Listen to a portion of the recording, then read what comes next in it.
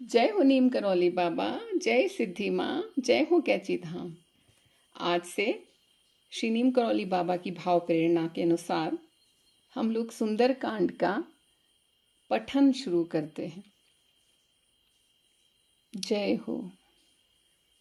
शांत सनातन प्रमाणों से परे निष्पाप मोक्ष रूप परम शांति देने वाले ब्रह्मा, शंभु और शेष जी से निरंतर सेवित, वेदांत के द्वारा जानने योग्य, सर्वव्यापक देवताओं में सबसे बड़े, माया से मनुष्य रूप में दिखने वाले, समस्त पापों को हरने वाले, करुणा की खान, रघुकुल में श्रेष्ठ तथा राजाओं के शिरोमणि राम कहलाने वाले जगदीश्वर को मैं वंदना करता हूँ। हे रघुनाथ जी, मैं सत्य कहता हूँ और फिर आप सबके अंतरात्मा ही हैं, तो सभी जानते हैं कि मेरे हृदय में दूसरी कोई इच्छा नहीं है। हे रघुकुल श्रेष्ठ, मुझे अपनी निर्भरा या पूर्ण भक्ति दीजिए और मेरे मन को काम आदि दोषों से रहित कर दीजिए। अतुलित बलधामम हेम शैलाभ देहम धनुजवन कृशानम ज्ञानी नाम ग्रगण्यम सकल गुण निधानम वानराणामधीशम रघुपति प्रिय भक्तम वात जातम नमामि। अतुल बल के धाम, सोने के पर्वत के समान कांति युक्त शरीर वाले, दैत्य रूपी वन के लिए अग्नि रूप, ज्ञानियों में अग्रगण्य, संपूर्ण गुणों के निधान, वानरों के स्वामी श्री रघुनाथ जी के प्रिय भक्त पवन पुत्र श्री हनुमान जी को मैं प्रणाम करता हूँ। जामवंत के वचन सुहाए, सुनि हनुमंत हृदय अति भाए, तब लगी मोही परखेउ तुम भाई, सही दुख कंद मूल फल खाई। जामवंत के सुंदर वचन सुनकर हनुमान जी के हृदय को बहुत ही भाए। वे बोले, हे भाई, तुम लोग दुख सहकर कंदमूल फल खाकर तब तक मेरी राह देखना। जब लगी आवो सीत ही देखी, होई काज मोहि हर्ष विशेषी। यह कई नाई सभनी कहूँ माथा, चले हर्ष ही धरि रघुनाथा। जब तक मैं सीता जी को देखकर लौट ना आऊं, काम अवश्य होगा, क्योंकि मुझे बहुत ही हर्ष हो रहा है। यह कहकर और सबको मस्तक नवाकर तथा हृदय में श्री रघुनाथ जी को धारण करके हनुमान जी हर्षित होकर चले। सिंधु तीर एक भूधर सुंदर, कौतुक कूदी चढ़े उता ऊपर। बार बार रघुबीर संभारी, तर के पवन तनय बल भारी। समुद्र के तीर पर एक सुंदर पर्वत था। हनुमान जी खेल से ही यानी अनायास ही कूद कर उसके ऊपर जा चढ़े और बार बार श्री रघुवीर का स्मरण करके अत्यंत बलवान हनुमान जी उस पर से बड़े वेग से उछले। जेह गिरि चरण देउ हनुमंता, चले सोगा पाताल तुरंता। जिमि अमोघ रघुपति कर बाना, एहि भांति चले हनुमाना।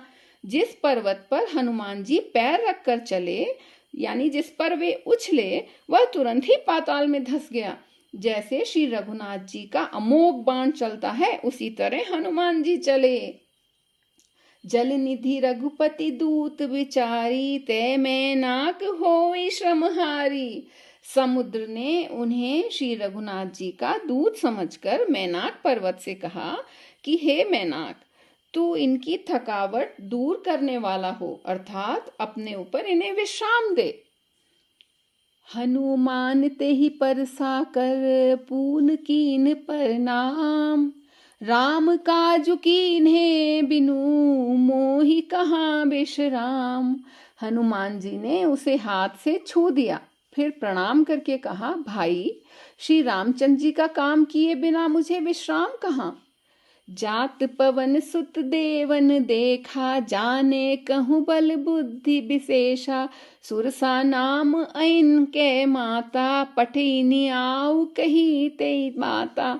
देवताओं ने पवन पुत्र हनुमान जी को जाते हुए देखा, उनकी विशेष बल बुद्धि को जानने के लिए, यानी उनकी परीक्षा लेने के लिए उन्होंने सुरसा नामक सर्पों की माता को भेजा। उसने आकर हनुमान जी से यह बात कही। आज सुरन मोहि दीन आहारा, सुनत बचन कह पवन कुमारा। राम काजु करि फिर मैं आवऊं, सीता कई सुधि प्रभु ही सुनाऊं। आज देवताओं ने मुझे भोजन दिया है ऐसा लगता है, सुरसा ने कहा। यह वचन सुनकर पवन कुमार हनुमान जी ने कहा, श्री राम जी का कार्य करके मैं लौट आऊं और सीता जी की खबर जरा प्रभु को सुना दूं। तब तब बदन बैठी हूँ आई, सत्य कहूँ मोहि जान दे माई। कवने हूँ जतन दे नहीं जाना, ग्रससी न मोहि कहे हनुमाना। तब मैं आकर तुम्हारे मुंह में घुस जाऊंगा, यानी तब तुम मुझे खा लेना। हे माता, मैं सत्य कहता हूं, अभी मुझे जाने दो। जब किसी भी उपाय से उसने जाने ही नहीं दिया, तब हनुमान जी ने कहा, तो फिर मुझे खा ले। जो जन भरिते ही बदन पसारा, कपि तनु कीन दुगुन विस्तारा। सोरह जो जन मुख ते ही ठयऊ, तुरत पवन सुत 32 भयऊ। उसने योजन भर यानी 4 कोस का मुंह फैलाया। तब हनुमान जी ने अपने शरीर को उससे दुगना बढ़ा लिया। उसने 16 योजन का मुख किया तो हनुमान जी तुरंत ही 32 योजन के हो गए। जस जस सुरसा बदनु बढ़ावा, तासु दून कपि रूप दिखावा। सत जो जन ते ही आनन कीन्हा, अति लघु रूप पन पवन सुत कीन्हा। मतलब जैसे जैसे सुरसा मुख का विस्तार बढ़ाती जाती थी, हनुमान जी उसका दूना रूप दिखाते थे, मतलब डबल हो जाते थे। उसने 100 योजन का यानी 400 कोस का अपना मुंह फैलाया तो हनुमान जी ने बहुत ही छोटा रूप धारण कर लिया। अब जब बहुत बड़ा मुंह फैला हुआ था सुरसा का और हनुमान जी बहुत छोटे हो गए, तो सोचिए जल्दी से घुस के जल्दी से निकल सकते थे। ये अक्ल थी हनुमान जी की। बदन पैठी पुनि बाहिर आवा, मागा बिदताई सिरु नावा। मोहि सुरन जेहि लागी पठावा, बुद्धि बल मरमु तोर में पावा। और वे उसके मुख में घुसकर तुरंत फिर बाहर निकल आए और उसे सिर नवाकर विदा मांगने लगे और कहा, मैंने तुम्हारी बुद्धि बल का भेद पा लिया, जिसके लिए देवताओं ने मुझे यहाँ भेजा था। मतलब सुरसा को हनुमान जी की टेस्ट लेने के लिए भेजा गया था, देवताओं ने भेजा उन्हें, और हनुमान जी ने अपनी बुद्धि का ऐसा प्रमाण दिया कि सुरसा उनके आगे नतमस्तक हो गई। राम काजु सुबी करहूं तुम, बल बुद्धि निधान। आशीष दे गई सो हर्षि चलेऊ हनुमान। तुम श्री रामचंद्र जी का सब कार्य करोगे क्योंकि तुम बल बुद्धि के भंडार हो। यह आशीर्वाद देकर वह चली गई। तब हनुमान जी हर्षित होकर चले। तो ये हनुमान जी का पहला एग्जाम लिया सुरसा ने और उसमें हनुमान जी मेरिट से पास हुए। ऐसे बाबा ने इंटरेस्टिंग तरीके से ये कथा मेरे मुख से आप सबके आगे निकलवाई है। अब धीरे धीरे हम गोस्वामी तुलसीदास जी की ये रामचरितमानस को धीरे धीरे अपने मानस में ग्रहण करते चलेंगे और इनसे शिक्षा लेके आगे बढ़ते रहेंगे। इस सब के पठन में मुझसे ज़रूर भूल चूक हुई है क्योंकि मैं अनुभवी नहीं हूँ, बस बाबा के मार्गदर्शन में आगे बढ़ रही हूँ। तो सभी गुरुजनों और ज्ञानियों से निवेदन है कि बाबा की इस छोटी सी नासमझ बेटी को अब उसकी गलतियों के लिए क्षमा कर दीजिए। जय श्री राम। जय हो नीम करौली बाबा, जय सिद्धि माँ।